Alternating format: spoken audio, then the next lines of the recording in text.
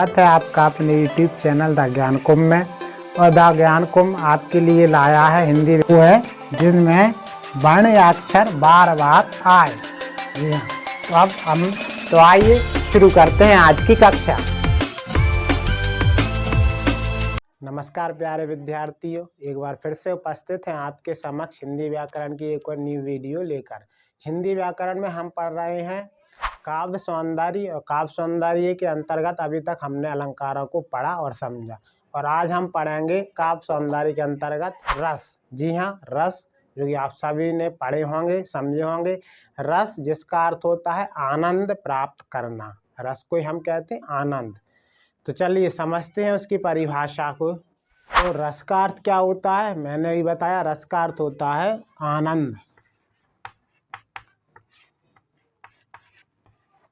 आनंद प्राप्त करना। अब ये आनंद हमें अब कैसे प्राप्त होगा, तो ये आनंद जो है हम किसी भी काव्य की किसी भी विधा को पढ़ने से या पढ़ना या उसे सुनने, तो हमारे अंदर जो भी आनंद प्राप्त हो, जिस भाव में, अलग अलग भाव में आनंद प्राप्त हो सकता, क्रोध में, हंसी में वो भाव प्राप्त हो, तो उसे हम रस बोलते हैं।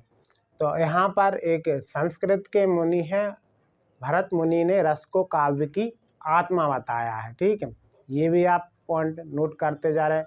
रस के जो है वो आत्मा, किसे रस को काव्य की आत्मा बताया गया है। तो समझ लीजिए कि रस जो है वो कितना जरूरी होता है, तभी तो हम किसी भी विधा को काव्य की पढ़ने में हमारे अंदर जोश आएगा, इंटरेस्ट जागेगा।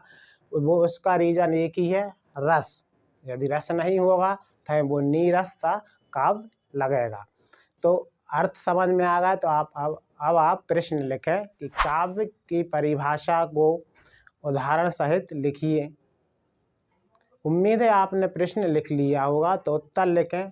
काव्य की किसी भी विधा, यानी कि विधा में आप कोष्टक में लिख सकते हैं, कहानी, उपन्यास, नाटक, इतनी सारी होती हैं, को पढ़ने या सुनने से श्रोता या पाठक के हृदय में जो आनंद की अनुभूति होती है, जो आनंद प्राप्त होता है, उसे हम रस कहते हैं। जैसे उदाहरण के तौर पर बात की जाए कि कोई सा भी आप उदाहरण ले लें, कविता का, निबंध का, तो वहाँ आपको पढ़ने में एक आनंद मिलेगा।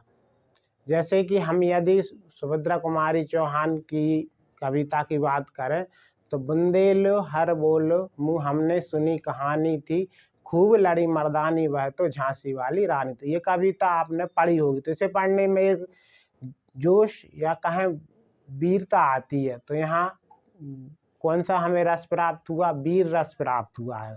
ऐसे जब हंसी का हम पाठ पढ़ते तो हास्य रस प्राप्त होता है। इसी से जब नायक और नायिका के पारस्परिक प्रेम का वर्णन किया जाए, पढ़ें उसे, तो वह हमें श्रृंगार रस की अनुभूति होती है। तो उम्मीद है आपको परिभाषा समझ में आ गई होगी। अब हम समझेंगे इसके अंगों को। तो अब हम पढ़ेंगे रस के अंग, अवयव या तत्व। तो रस के 4 तत्व या अवयव या अंग होते हैं, जो कि आपको बोर्ड पर दिख रहे होंगे। पहला स्थायी भाव, दूसरा है विभाव, तीसरा अनुभाव, और चौथा है व्यभिचारी भाव, और इसको ही कहते हैं संचारी भाव। तो ये 4 अंग हैं रस के। हमने रस की निष्पत्ति में ये पढ़ा था कि जब विभाव, अनुभाव और व्यभिचारी या संचारी भाव आपस में संयोग करेंगे, मिलेंगे, तब रस की निष्पत्ति होती है। अब पहले इसमें अगर किसी भाव ने भाग नहीं लिया निष्पत्ति में, तो वो था स्थायी भाव। तो क्वेश्चन यहाँ से ही बन सकता है, स्थायी कौन सा भाव है जो रस की निष्पत्ति में भाग नहीं लेता, तो वो स्थायी भाव है। क्यों नहीं लेता, इसका रीजन बाद में पढ़ेंगे, सब कुछ पढ़ना है इसमें तो अपन। तो ये 4 अंग होते हैं। इन 4 अंगों से किसी भी कविता को पढ़ते समय जब इनके संयोग होगा, तब हमारे अंदर वो भाव, वो रस आएगा, जिसकी हम कल्पना करें अपने हृदय में। अब हम स्थायी भाव के बारे में जानते हैं। सबसे पहले देखिए, हर रस का अपना एक निजी स्थायी भाव होता है। जितने रस हैं उन्हीं का स्थायी भाव है। इसी कारण से अब यानी कि जो रस हैं जितने भी होंगे, वैसे पहले 8 रस थे, फिर 9 रस हो गए, फिर आगे चल के 10 हो गए, और अभी जो मूलतः व्याकरण में माने जाते 11 रस हो चुके हैं, है ना। तो मेन जो थे वो 9 रस थे, फिर बाद में 2 और बढ़ा दिए गए, तो हो गए 11 रस। तो इन्हीं 11 रसों का अपना एक निजी स्थायी भाव होता है। स्थायी भाव नाम इसलिए पड़ा इसका क्योंकि स्थायी अपने हृदय में या मानव हृदय में वो स्थायी रूप से विद्यमान रहता है, इसलिए उसका नाम पड़ा स्थायी भाव। यही इसकी परिभाषा भी है। स्थायी भाव किसे कहते हैं, उदाहरण सहित लिखिए।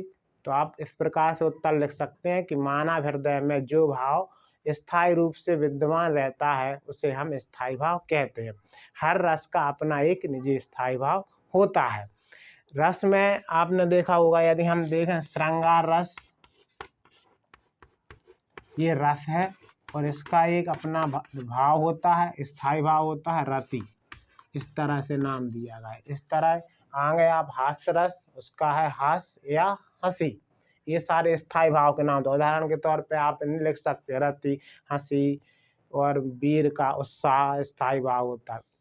तो ये पानी के बुलबुलों की तरह नहीं होती, हमारे हृदय में पहले से ही विद्यमान रहते हैं। बस जब हम कविता को पढ़ते हैं तो ये भाव जो है अंदर से उभर कर बाहर दिखने लगते हैं, इसलिए इन्हें स्थायी भाव बोलते हैं। तो उम्मीद है आपको स्थायी भाव समझ में आ गए होंगे।